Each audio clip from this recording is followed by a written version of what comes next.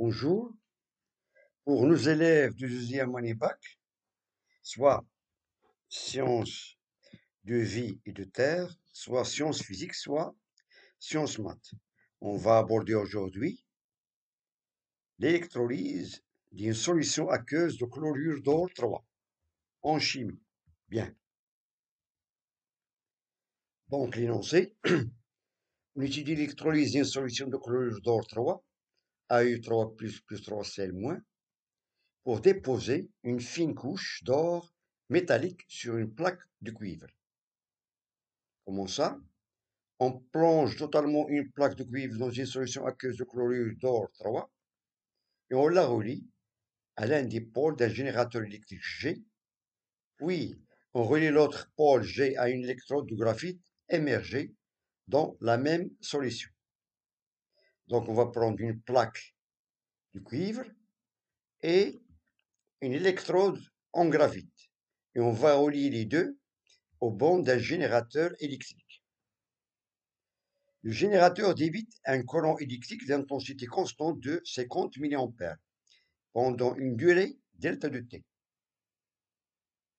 Au cours de cette électrolyse, on observe un dépôt métallique d'or sur la plaque de cuivre et un dégagement gazeux de dichlore Cl2 au niveau de l'électrode de graphite. Bien.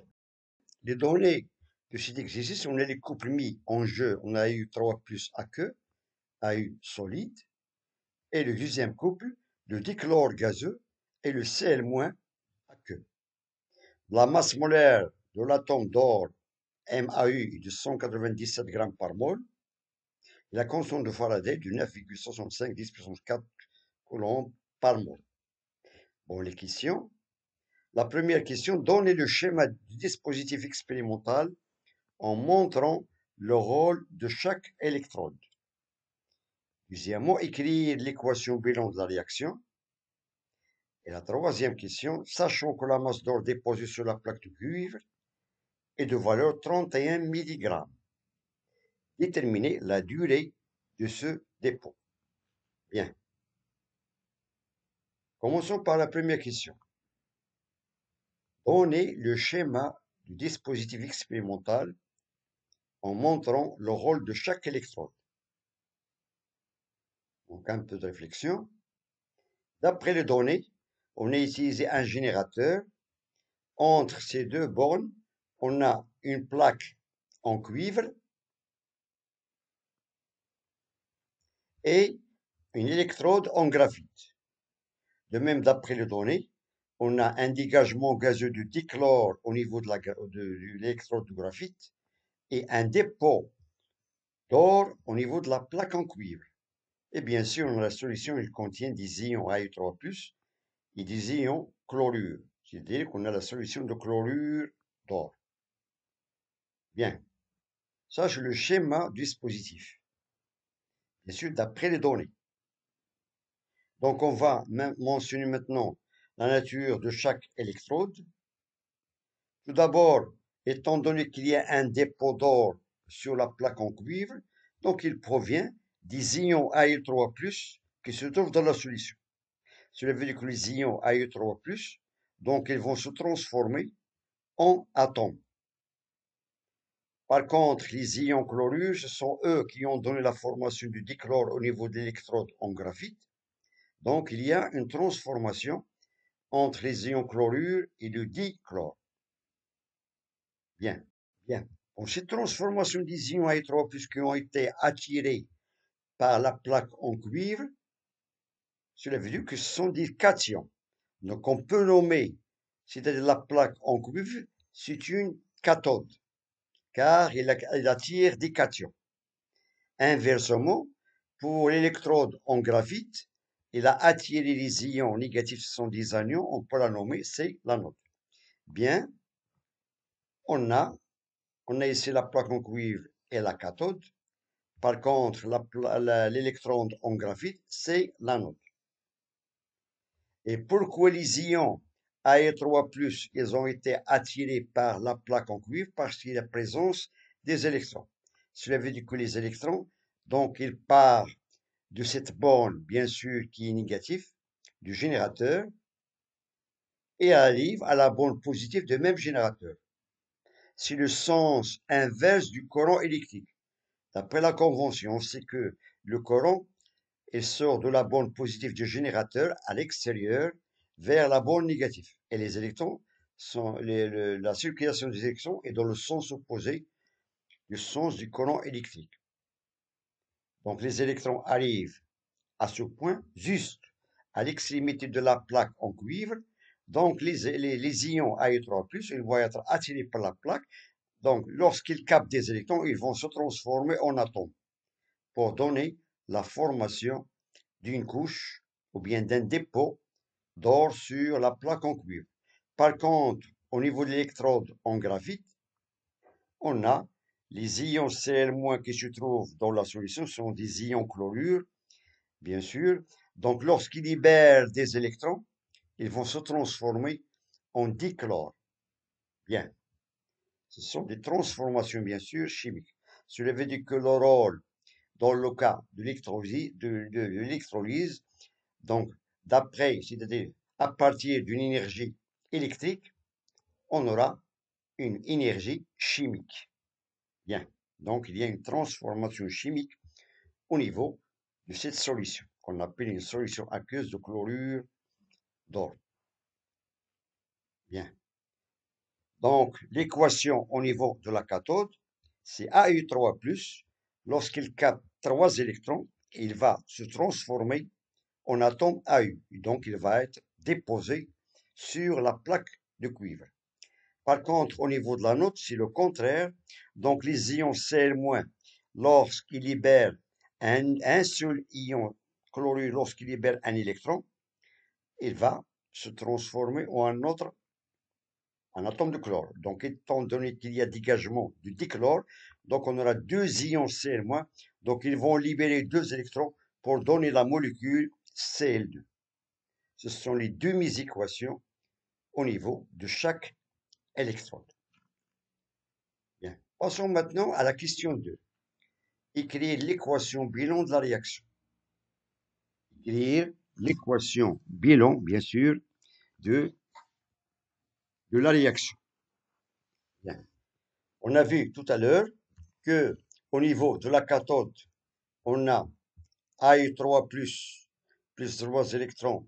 Il a donné la formation d'atomes AU. Donc on peut constater qu'on a un équilibre au point de vue atomique et au point de vue de charge. On a ici plus 3, moins 3 égale à 0. De même, on a ici deuxièmement, on a 0 charge. Par contre, au niveau de l'anode, on a 2 Cl-. Lorsqu'il libère 2 électrons, il va nous donner la molécule Cl2. De même, on a ici un équilibre de charge, de moins, et de Cl, de Cl. Donc, pour avoir, ou bien pour écrire l'équation bilan de cette réaction, on doit équilibrer le nombre d'électrons échangés entre AU3+, et Cl-. Donc, on doit multiplier la première par 2 et la deuxième par 3. Et on aura finalement, lorsqu'on fait la somme membre à membre, voilà, on aura 2 AU3+, plus 6 Cl-, plus 6 électrons. Voilà, on a fait la somme du premier membre. Bien. Pour le deuxième membre, on a 2 AU avec 3 Cl2 et 3 fois 2 fois 6 électrons. Et on peut constater dans les deux membres, on a 6 électrons qui sont échangés, qui ont été échangés entre AU3+, et Cl-. Donc on peut simplifier pour avoir, voilà, on peut simplifier le nombre d'électrons dans les deux membres et on aura finalement, on peut vérifier l'équation bilan de la réaction. On a ici 2 atomes d'or, 2 AU, 6 atomes du chlore, 3 fois 2, ça fait 6. De même, pour les charges, on a ici 2 fois plus 3, ça fait plus 6. De même, on a ici moins 6, ça fait 0 dans le premier membre. De même, dans le deuxième membre, on a 0 charge. Bien. Passons maintenant à la question suivante, question 3. Sachant que la masse d'or déposée sur la plaque du cuivre est de valeur 31 mg, détermine la durée delta T de ce dépôt. Bien. Un peu de réflexion. Donc, on fait appel à l'équation bilan et on dresse ensuite le tableau d'avancement. On a l'équation bilan, on a 2AU3+, plus 6Cl- nous donne 2AU plus 3Cl2 et la quantité de matière des électrons échangés. Donc, à l'état initial, on a la quantité de matière mise en jeu de AU3+, on peut la noter N1, de même pour Cl-N2, on a ici bien sûr 0, 0, 0. À l'état final, donc, on a la quantité de matière restante, donc c'est N1 2XF. Pourquoi on a écrit ici 2? C'est le coefficient stoichiométrique avant les ions AU3+. Donc, on doit multiplier par 2. Donc, il y a formation d'une quantité de matière composée XF. Cela veut dire il reste dans ce cas, pour les ions, pour la quantité de matière des ions AU3+, ce N1 2XF. Pour Cl-, c'est N2 6XF. Voilà, on a ici le chiffre 6. Pour AU, qui s'est formé 2XF. Et pour Cl2, c'est 3XF. De même, pour la quantité de matière formée pour les électrons, on a 6XF. D'où vient ce chiffre 6? Il provient du nombre d'électrons qui sont échangés entre les ions AU3+, et Cl-. Bien. Donc, pour le calcul de la durée delta de T, c'est-à-dire la durée de ces dépôts qui est formée sur la plaque de cuivre, donc on fait appel à la relation. Bien, on a que l'on est égal à I fois delta de T, qui est égal à N électrons fois la constante de Faraday, fois F. Donc, on peut tirer, d'après cette équation, delta de T, et on aura delta de T est égal à N électrons fois F sur I.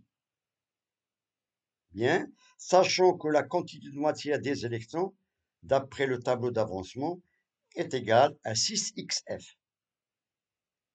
Bien, donc pour déterminer cette quantité de matière, donc on sait que 2XF pour les atomes d'or qui sont déposés sur la plaque de cuivre, c'est la quantité de matière de AU. Donc, c'est la quantité de matière formée sur la plaque de cuivre. C'est 2XF est égal à NAU.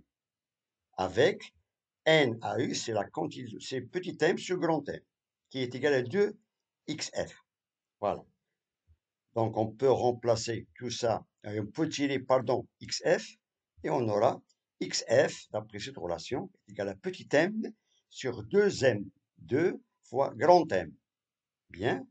Et on arrive à l'équation qui est encadrée ici. On aura delta de T est égal à 3m. Pourquoi 3? Parce qu'on est déjà ici 6, simplifié par 2, et on a ici 3. Il reste 3.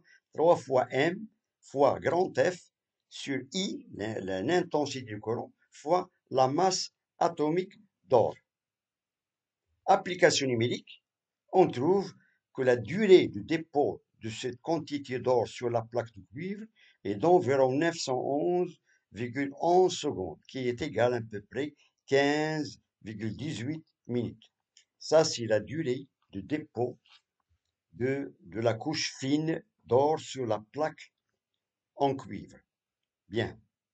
Donc, je vous remercie de votre attention. Bon courage et à très bientôt.